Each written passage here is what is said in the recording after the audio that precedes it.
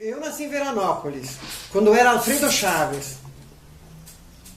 O meu pai era Nino Lino Goron, que diz que tem uma rua, me mandaram um ofício da prefeitura, que botaram o nome dele numa rua, não sei onde é que é, nunca fui lá ver. E a minha mãe era de Dois Lajados, era Berton de Dois Lajados. Eles teriam hoje...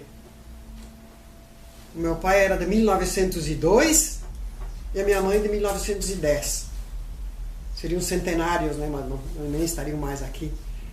Aí eles casaram em Dois Lajados, minha mãe foi a Veranópolis, onde eu nasci, meu pai era de Veranópolis, e depois vieram para cá. Quer dizer que aqui nós estamos aqui em Guaporé há mais de 80... Nós, família, mais de 80 anos. Eu. Esse nasceu aqui e sempre viveu aqui. A mãe dele... 14 de janeiro de 26. A mãe dele era a Ida da Colomba, a mãe dele era... Como era? O sobrenome da tua mãe? Manhante. Acho que tu nem nunca ouviu falar. Ela tinha 2 irmãos, que morreram os 2. E meu sogro era apostado de uma família de 11 irmãos. Viveu sempre aqui, morreu aqui. Ele foi... Quando eu conheci, ele era viajante do Curtume Termignoni, o seu Ludovico.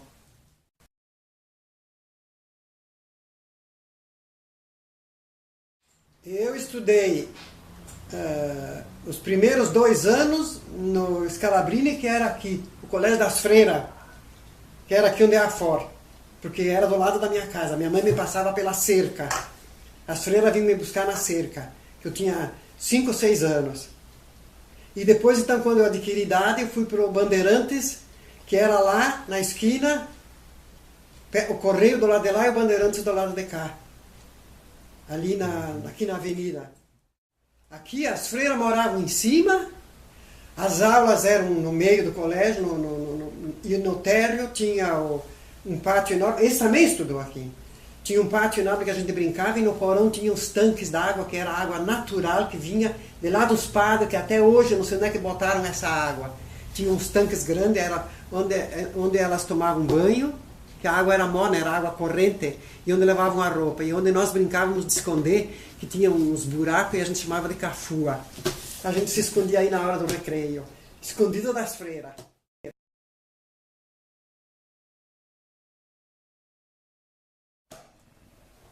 A Lucy Mantese, que já morreu faz tempo, né? Foi uma colega ali. E uma, se eu não me engano, uma Dallagnol. Não sei se é a Eclair ou se é a Hélia Dallagnol, que ainda é viva, mas é só que eu me lembro, porque tinha muita estudante de fora.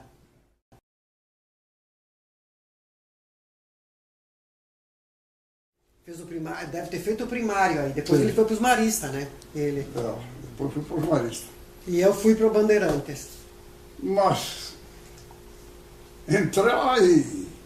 Tu fez o ginásio lá? Estudar e tirei as... E depois ele fez contabilidade. Lá, nos maristas. Ele se formou, naquele tempo era... Como é que diziam?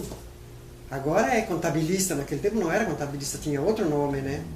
Técnico, acho. Sim, técnico, era isso. Aqui na avenida, o primeiro ano, aqui, lá do lado, o correio do lado de cá era o Colégio Velho do Bandeirantes. E estavam construindo já o novo lá em cima.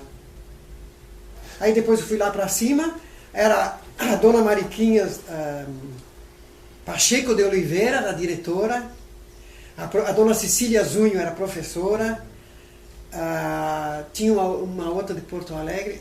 Eu vou procurar a fotografia e vou te mostrar. A minha formatura do Bandeirantes. A Gladys Ribeiro, casada com o professor Leonardo Martins. A Neurides Vicari ainda é viva, a irmã do Juca Vicari. A Iracema Varela parece que já morreu. A Silvina Panassolo. Na Guiné era um saco. Eu também não sei, nunca mais tive notícia dela. E 2 rapazes que já morreram. O Wilfredo Sartori, que o irmão dele trabalhou na igreja, na construção da igreja. Era tipo construtor, não sei, uma coisa assim. E o outro era Valdir Palma, da linha 15. Aquele já morreu também. José Ponce, quando as freiras se mudaram daqui, alugaram a casa para ele. Ele ficou morando na casa aí. Tinha a Thalita, o José Ponzi, os filhos dele. Tinha o mais velho, não lembro como é que era o nome dele. E tinha um que era deficiente. Todo mundo gostava dele, ele brincava na rua ali fora, era um deficiente. Todo mundo brincava com ele, passava aí na frente.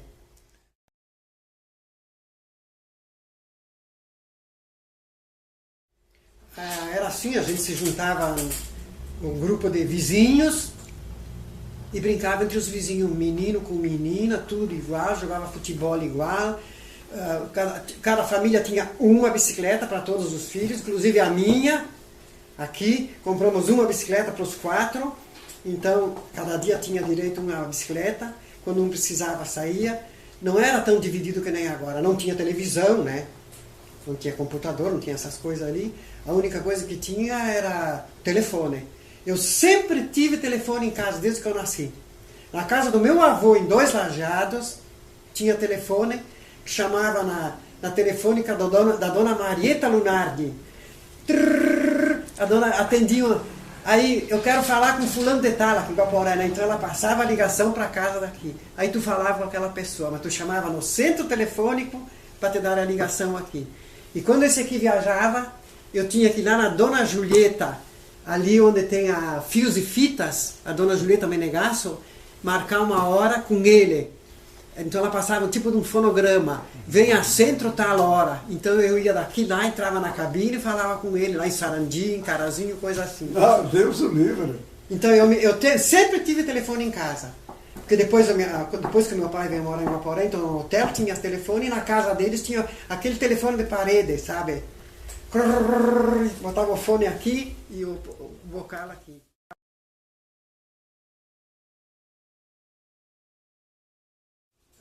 No meu tempo de ginásio, que depois então, quando eu terminei no Bandeirantes, aí eu fui para as freiras, né? Fui fazer o ginásio nas freiras.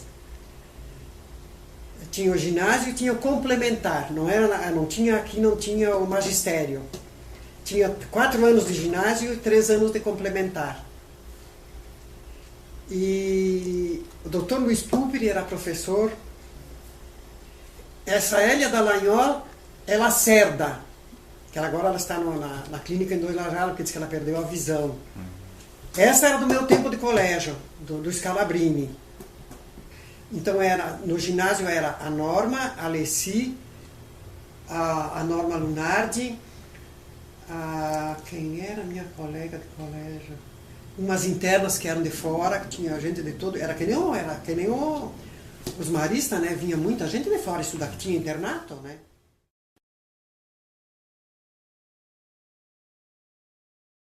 Olha, dia de semana a gente tinha aula de manhã e de tarde, né? No meu tempo de ginásio. Tinha das 8 da manhã às 11h30. E só não tinha aula na quarta-feira e no sábado de tarde. Senão tinha. Então a gente estava sempre no colégio. Então no colégio de tarde era música, trabalhos manuais, civilidade. No meu tempo era civilidade, agora é moral e cívica, não sei como é que é, né? Essas matérias assim. E ginástica, a gente fazia muita ginástica, aula de educação física. A gente tinha um time de vôlei, tinha um time de caçador, tinha umas que faziam. Qual é que era outra coisa? Caçador, vôlei. Eu não lembro mais qual era a outra coisa. A gente se divertia muito assim. E nos domingos, sábado de tarde e domingo, então, a gente quando podia ia para a praça.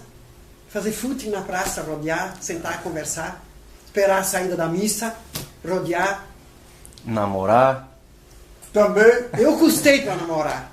Eu custei muito para namorar. Meu pai era meio... Ele dizia... Meu pai era viajante também, comercial, né? Viajou para Neugebauer, eu acho que 40 anos, naquela firma. E ele conhecia os viajantes. Então ele dizia que viajante, em cada lugar que chegava, tinha uma namorada. E esse aqui, nós de olho, né? Então não era amizade. Amizade. Sentava na praça, eles vinham, sentavam ali com a gente, conversavam. Quando tinha baile, a gente ia pro clube, dançava com todo mundo. E tocava, como é que se diz, era música... Nos anos 60 tinha aquelas músicas, aquelas coisas lá, a gente brincava. Agora me lembrei, tinha a Maria de Lourdes Olsferler, que já morreu, minha colega de ginásio. A Terezinha de Jesus Azeredo, que era a irmã dela, que também morreu agora há pouco tempo. E tinha duas filhas, duas netas da dona Carola também, que era da minha turma. As duas mais moças, a Lacita e a Celci. Eram da minha turma também, só que elas eram mais moças. Mas a gente não tinha idade. A Carmen, mãe a sogra do Luciano Miller, a Carmen Faccio, que era Peron, Slongo. E quem era uma turma grande. E a gente se juntava na praça. E quando tinha futebol, no domingo de tarde, a gente ia para o Juventude, porque elas namoravam os internos.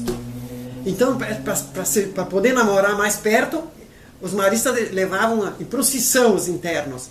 Se sentavam lá. E nós, as gurias, íamos lá, então, conversavam, né? Lá no Juventude.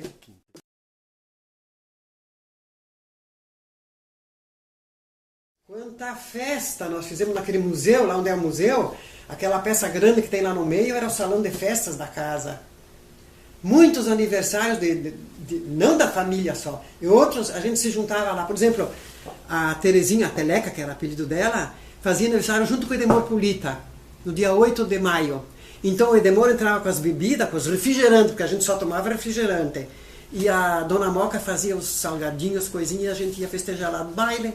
Dançávamos até meia-noite, meia hora, lá na casa da Dona Carola, na Casa Maia, lá no núcleo do museu.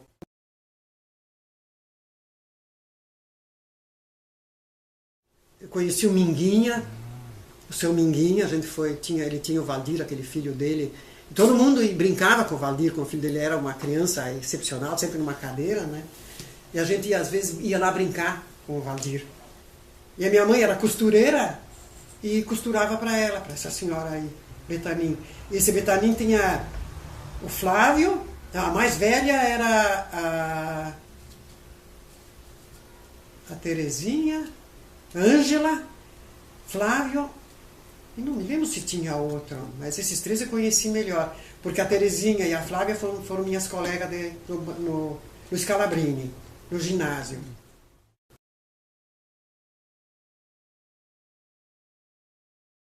Entre amizade, namoro e casamento foram 7 anos. Eu comecei com 17... Não foi bem 7. Eu tinha 17 anos quando ele me deu o primeiro presente de aniversário. Nós fizemos uma reuniãozinha, eu convidei as minhas amigas ali em casa, que a gente festejava. E ele veio no meu aniversário e me trouxe uma correntinha de aniversário, e meu pai ficou olhando assim de lado e disse: o que é isso? Isso aí é compromisso. Eu digo: pai, eu não podia recusar um presente de um amigo, né? Mas ele já estava de olho em mim, só que meu pai, sabe como é, né? Então era amizade. Amizade. Depois, como ele viajava muito, a gente se encontrava uma vez por mês, uma vez cada mês e meio, não era todo dia, todo dia.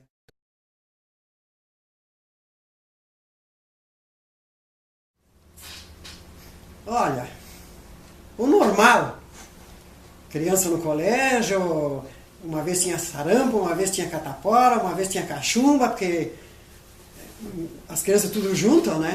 Passavam tudo junto. Mas eu não tive dificuldade, normal. Porque eu tinha a farmácia perto, que era lá na esquina eu morava...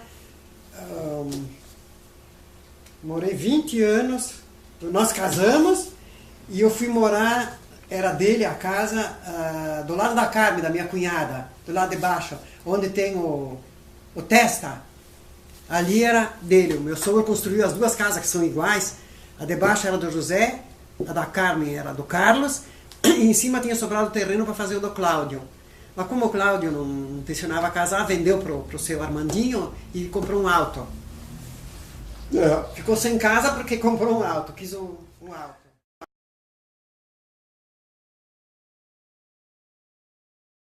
Sim, quando ele terminou o curso lá em cima, ele foi trabalhar no banco. Banco Rio Grande. E depois ele começou a viajar com o meu sogro, que eu te disse que o meu sogro adoeceu, ele viajou com o meu sogro até o Ed nasceu. O Ed tem 55 anos. Aí depois, então, ele ficou uma temporada em casa, procurando emprego, uma coisa e outra, e era essa firma do Rio de Janeiro, vendia tecidos. Trabalhou o quê? Acho que uns 5 anos com aquela firma.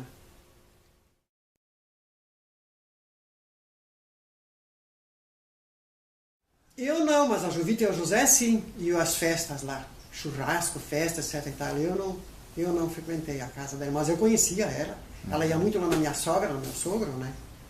Inclusive, depois então, quando o Tito casou, que vieram o sogro dele da Itália, a gente fez uma amizade muito grande ali na casa do meu sogro, com os velhos, o sogro do Tito Termignoni, Bagnasco. Eles frequentavam muito a casa do meu sogro lá. Então a dona Maria Bagnasco só falava italiano e queria que os filhos do Tito estudassem italiano. Tanto que o pequeno não foi para a escola aqui, porque ela não queria que ele aprendesse a falar português. Foram morar em Porto Alegre e ele foi estudar só italiano.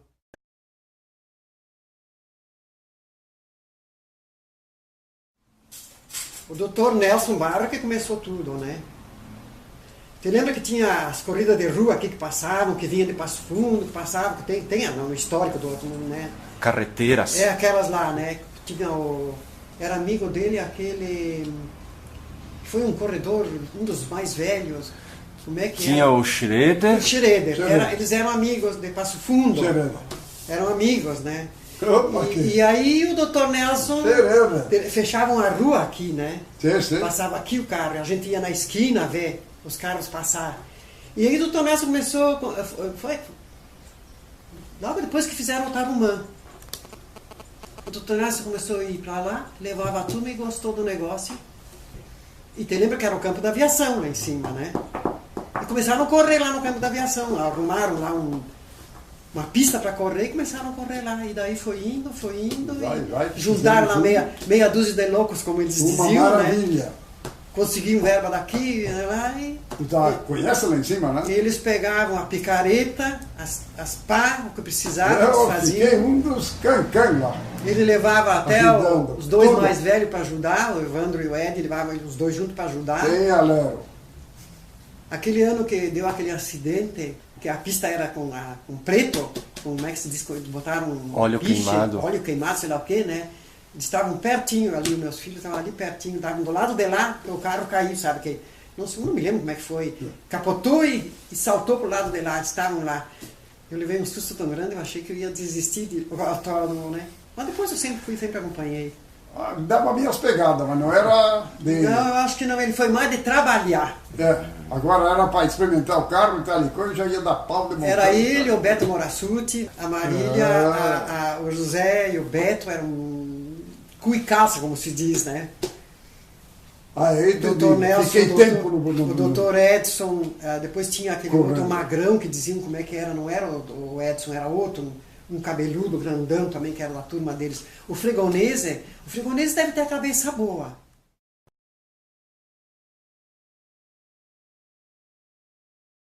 Sim. Esse aqui tinha um Jeep, que ele tem fotografias do Jeep. Cada festa que tinha, cara, ele botava a turma toda em cima do Jeep e saiu por aí com a bandeira e faziam festa. Dele, pô. Agora tu nem fica sabendo quando tem corrida, se teve corrida, se não teve a corrida. Não sei por quê, eles não têm mais ânimo, né? Não, e depois eu acho que esmoreceu também bastante, né? Não tem mais aquela animação que era do tempo deles. Meu Deus, faziam cada festa. A gente tem uma chácara ali, eu acho que tu conhece, ali do lado da Nossa Senhora da Saúde, né? Eles se juntavam ali, eles faziam festa na véspera da corrida, eles faziam festa no dia da corrida, eles faziam festa 8 dias antes, se juntavam e discutiam e falavam ali, né? Agora, que eu saiba, até a cabana lá em cima tá fechada.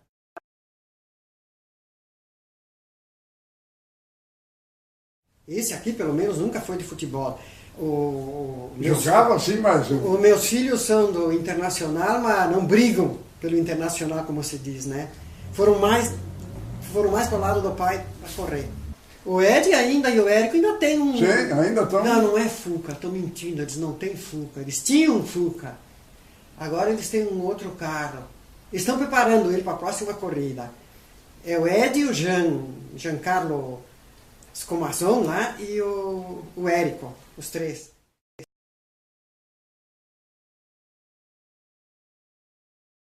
Olha, esse aqui sempre incentivou, gostava, né? Eu tinha lá minhas preocupações de vez em quando, mas você não é no futebol, mas se fazia. Se não é no automobilismo, eles pegam outra coisa, então eu dava vamos jeito deixar, de né? montão. O Ed quebrou o joelho, que acabou com o joelho 2, 3 vezes. Uma vez ele deu, não sei o que foi, ele destroncou o pescoço, foi parar foi parar no APS em Porto Alegre, podia ter morrido, está todo desconjuntado da coluna, né? Mas continua, né? Vai correr de novo. E o Érico, por sua vez, também já machucou o joelho, já se machucou tudo, mas vamos de novo. Né?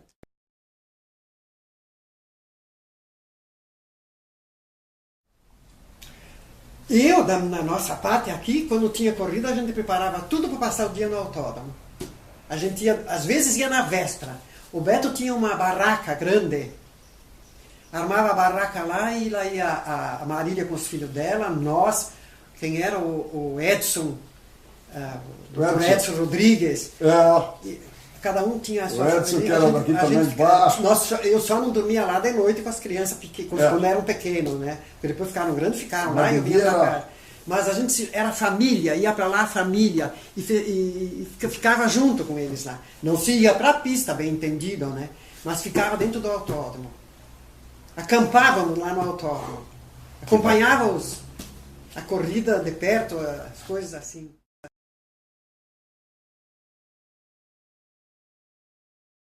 Este Cinca é propriedade nossa.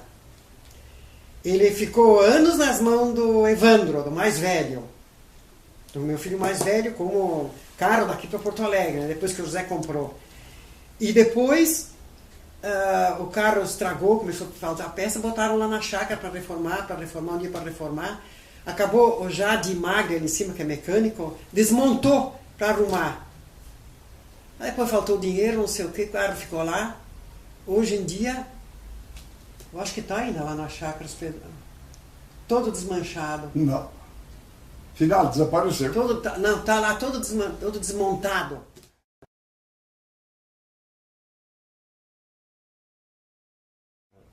Foi ele que ajudou o seu compadrinho a construir aquela casa quando era da propriedade dos Taverna. Ele sempre ficou a chácara do Taverna, né? O José comprou dos Taverna por intermédio do Balduino Morassuti, que os Taverna foram embora para a Europa, para Itália. E eu comprei.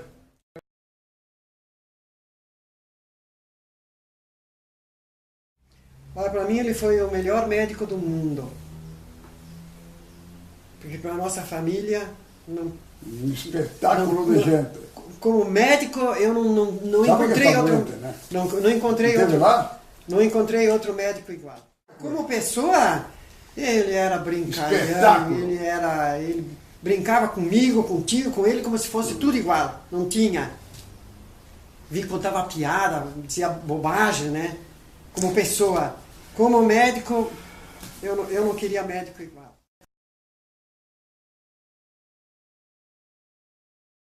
O doutor Tulípio Dal Bosco foi uma ótima pessoa, como prefeito também. O Sansão foi meu vizinho de quando eu era solteira. Eles moravam ali, na casa onde mora, do lado de lá da Brilhare, ali, aquela casa ali. O Silvio Sansão morou ali.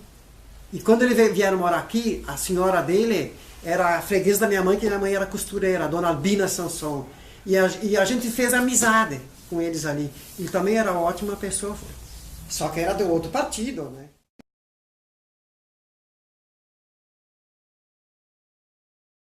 Olha, cresceu. Foi. Mas para mim continua igual. Eu não saio daqui, eu digo só quando eu for ser cremada. A Ironi do Edmor Polita passou aqui na frente de casa quando nós estávamos terminando de construir aqui. E eu estava limpando a escada. Ela disse, mas tu é louca. Tu e o José, já em uma certa idade, fazer toda essa escada para subir.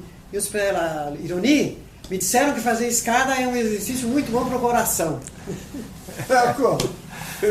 Toma! Eu disse, então eu subo e desço também. Então eu disse, eu procurei fazer bem para o meu coração. Ela olhou para mim, sacudiu a cabeça, tu é sempre a mesma, né? E o coração eu até troquei. Eu digo, o que tu quer? Eu digo, a escada. Que bom loucura! Vai te incomodar com a escada, tá? Que se eu fosse inválida, não poderia fazer a escada, né? Mas não sou inválida ainda. Deixa eu fazer a escada.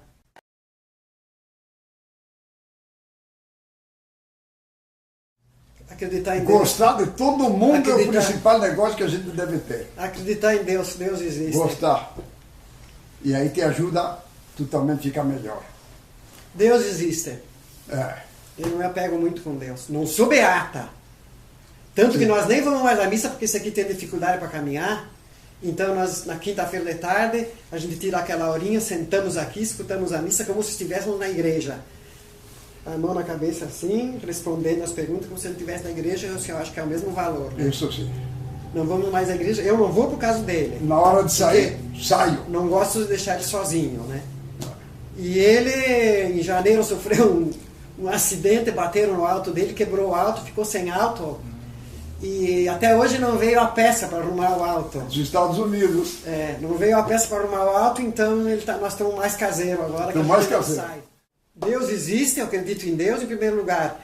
Em segundo lugar, eu não sou, como é que se diz, otimista, mas também não sou pessimista, né?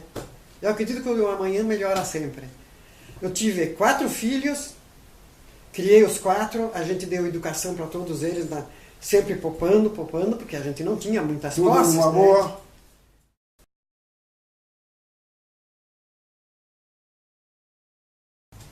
Meus pais. A minha mãe, coitadinha, até morrer sempre me ajudou. Em tudo. Como ela era costureira, ela fazia as costuras para mim. Ela, de vez em quando, vinha aqui, tu quer que eu te ajude a fazer alguma coisa? Imagina, com 88 anos, né? Mas ela... E o meu pai, então, foi um exemplo, sempre me disse, o que é meu, o que é dos outros, não quero saber. Fui logrado 2, 3 vezes na vida, meu pai disse, né? Mas tenho a minha consciência tranquila. Meu pai era metodista, e minha mãe era católica. Mas quando eles vieram morar aqui não tinha, em Veranópolis tinha igreja metodista, né? Tanto que eu fui batizada pelos metodistas. E depois eu cheguei aqui, fiz comunhão, tudo na católica, porque aqui não tinha, né? E sempre seguia a religião católica. E aí o meu pai dizia, de vez em quando ele me levava para os cultos, em Porto Alegre, quando a gente podia ir, o Bento Gonçalves. E ele me dizia, uma coisa que eu quero deixar para vocês, sejam honestos. Não desejem nada que é do outro. E eu me criei assim, nunca me faltou nada, sempre fui de poupar, sempre fui mão de vaca.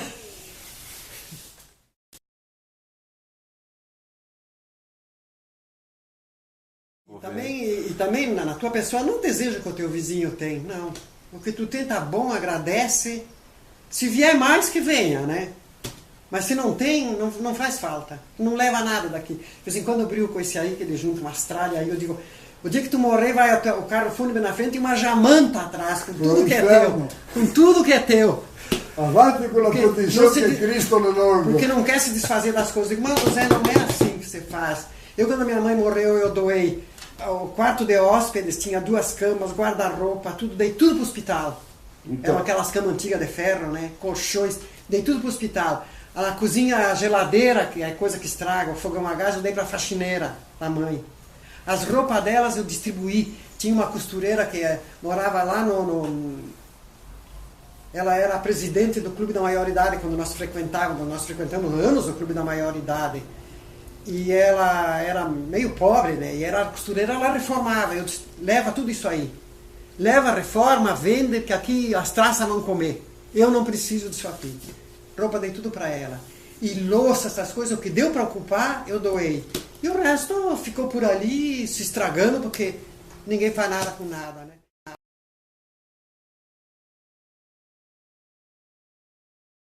Segundas e quartas, nós temos 1 hora de dança. Então quando o pessoal me chega, vou dançar, e daí o que tem? Que bacana. Deixa eu me divertir. E tem umas colegas minhas de dança, bem mais novas do que eu, com 50, 60 anos, né? Elas cansam. E vão tomar água, elas olham para mim e eu digo, eu não tenho nem sede e nem estou cansada. Para mim podia durar mais. Por quê? Porque eu nunca parei. Eu faço tudo, eu começo na quarta-feira para terminar no sábado. Mas faço tudo. Um dia eu limpo a sala, um dia eu limpo os quartos, um dia eu limpo os banheiros. Na sexta-feira eu limpo aqui. Tenho máquina de lavar roupa, bem entendido, né? Boto a roupa ali, estendo lá fora, né? Me viro, só não lavo os vidros. Os vidros eu não posso lavar porque eu tirei o seio direito, eu fiz mastectomia e esse movimento aqui me machuca muito. Então eu arrumo uma mulher, de vez em quando vem me lavar os vidros. O resto eu faço tudo. Então o corpo está acostumado. Tu não cansa.